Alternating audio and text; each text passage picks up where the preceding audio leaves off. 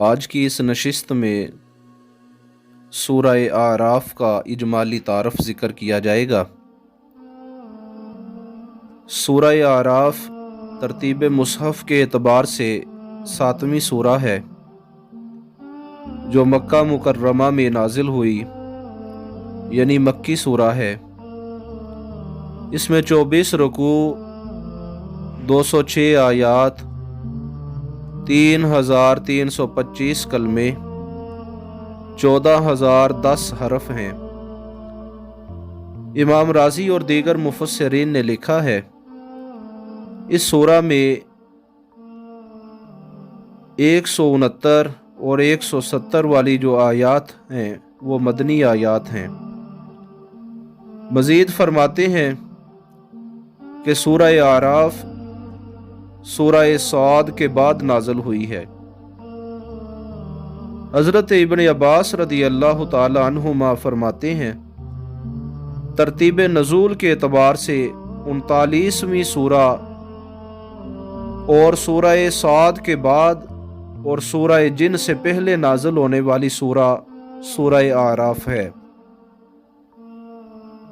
इसकी वजह तस्मिया में अल्लामा कुर्तबी फरमाते हैं कि आराफ पुल सिरात पर एक बुलंद जगह है जिस पर हज़रत अब्बास, हज़रत हमज़ा, हज़रत अली और हज़रत जाफ़र तैयार रदी अल्लाह ताला अन्हुम अजमाइन सभी होंगे, और ये हज़रात अपने मोहब्बत करने वालों को उनके सफ़ेद चेहरों से पहचानेंगे,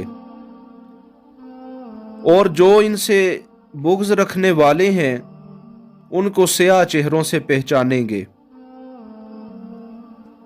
अब्दुल्ला बिन हारिस फरमाते हैं कि आराफ जन्नत और दोज़ख के दरमियान एक दीवार है जहां असहाबे आराफ होंगे, हत्ता कि जब अल्लाह उनको आफियत में लेना चाहेगा तो उनको एक दरिया की तरफ ले जाएगा जिसको बहरे हयात कहा जाता है।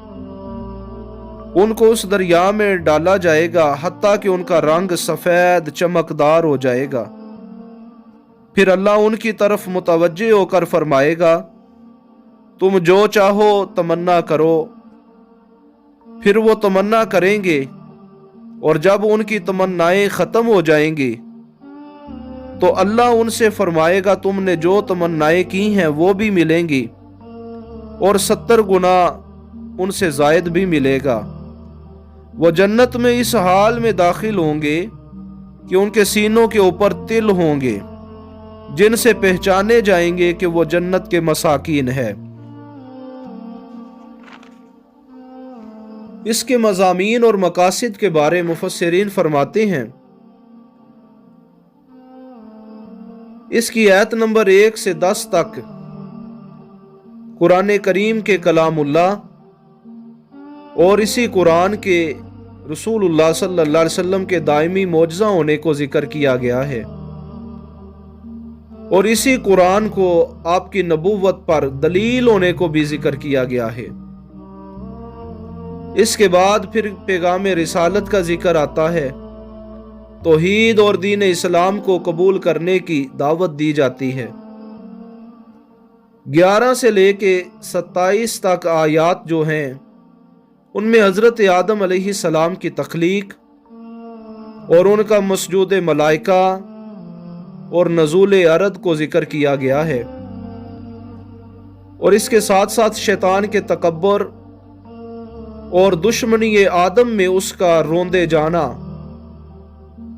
और दरगाहे इलाही से उसको निकाले जाने का जिक्र किया गया है।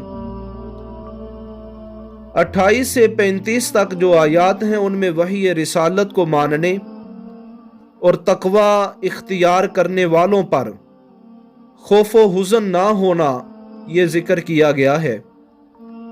36 से लेके 41 तक जो आयात हैं उनमें मुशरिकीन और मुकज़्ज़िबीन के उखरवी अंजाम को जिक्र किया गया है। 42 سے لے کے 45 تک جو آیات ہیں ان میں حشر کے دن مومنین کے حالات اور اہل دوزخ سے جو مکالمہ ہوگا وہ مکالمہ ذکر کیا گیا ہے۔ 46 سے لے کے 49 تک آیات جو ہیں ان میں اہل اعراف کا مکالمہ ذکر کیا گیا ہے۔ 50 سے 52 تک جو آیات ہیں ان میں اہل دوزخ کی گفتگو ذکر کی گئی ہے۔ 53 سے لے کے 5 آیات آگے ان آیات میں اللہ تعالیٰ نے اپنی وحدانیت اور اپنے وجود پر مضبوط ترین دلائل بیان کیے ہیں، اور پھر انسان کی افضلیت کو بھی ذکر کیا ہے۔ اس سے آگے پھر 3 آیات میں انبیاء سابقین کا تذکرہ کیا گیا ہے۔ پھر 172 سے 174 تک جو آیات ہیں ان میں اولاد آدم سے میثاق لینے کو بیان کیا گیا۔ 174 سے 186 تک جو آیات ہیں ان میں گزشتہ امتوں کے واقعات اور ان سے عبرت حاصل کرنے اور کفار کی شقاوت اور محرومی کو ذکر کیا گیا ہے۔ 187 سے لے کے 188 جو یہ والی آیت ہے اس میں وقوع قیامت اور علم غیب کو اللہ تعالیٰ کے ساتھ خاص ہونے کا ذکر فرمایا گیا۔ پھر اگلی 2 آیات میں حضرت آدم اور حضرت اماں حوا سلام اللہ علیہا اور انسان کے دوبارہ اٹھائے جانے کو ذکر کیا گیا ہے۔ 191 سے لے کے 98 تک جو آیات ہیں ان میں شرک کو تفصیل کے ساتھ رد کیا گیا ہے۔ پھر اگلی 7 آیات یعنی 206 تک جو آیات ہیں ان میں مکارم اخلاق، شیطان کے اغوا سے بچنے، اتباع وحی اور رجوع الی اللہ کو ذکر کیا گیا ہے۔